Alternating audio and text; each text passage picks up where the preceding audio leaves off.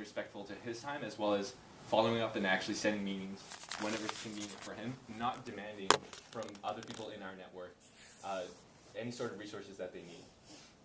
Because if they, if we connect our companies to important people within our network and they're sabotaging that relationship on their own, then that reflects poorly on us. And then additionally, some of the companies will, the ones who are less committed, just, you don't see them in the office. You don't see the week-to-week progress that they're making on the product. It sounds like every other day they're just facing some random issue that prevents them from actually working and spending time on their company. When it gets to that point, we'll actually remove those companies from our program. And then I guess the equivalent there is, at that point, the door's closed for them, just because they weren't committed and they didn't follow through with what we expected from them. I think it's also important to think about closing the loop, because when I help somebody out and do something, it is nice to hear back that there was some positive result from doing so.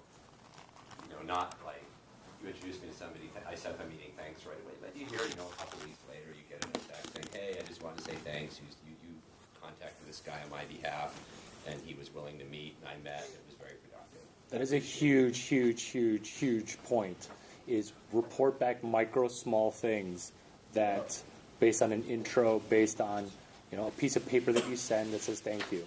Because I think that very much primes the ebb and flow, where you're thanking your mentor for doing stuff for you to help you build shareholder equity in your company before you take venture.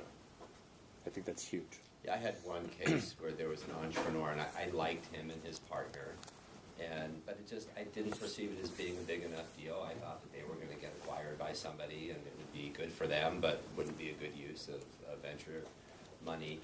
And no, I liked him. I introduced him to a few to a few more experienced entrepreneurs who had some successes.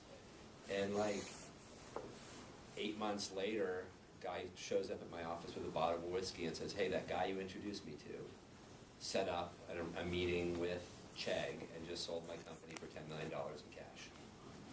And I just wanted to say, he was the guy who did the work, but without you making the introduction, it would have never happened. And just, that made me feel good about it. Now, I'm thinking about that guy, next time he wants to start a company, he's just such a nice, personable guy, like I want to help him. So maybe I'll fund him next time, maybe not, but I'll never forget the guy who comes in and then admits and says, thank you, you were a factor in this all working out for me, and I appreciate that. That's a huge hack.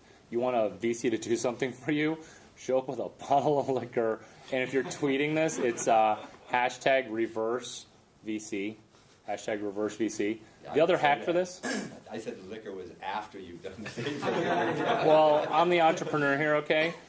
Dropping off a bottle of liquor, or in your case, when I was trying to crash your guys' August Capital Party, dropping off flowers before and thanking them for something that they might or might not have done. They don't remember. They do a bunch of little things for little people like me, okay?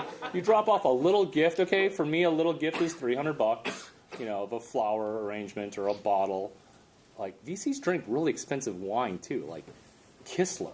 Like, oh, yeah, swing a bottle of Kistler by if you want to, crash my party. Bottle of Kistler's like $350. I had no idea wine could even be like over $12. I think one other good periphery point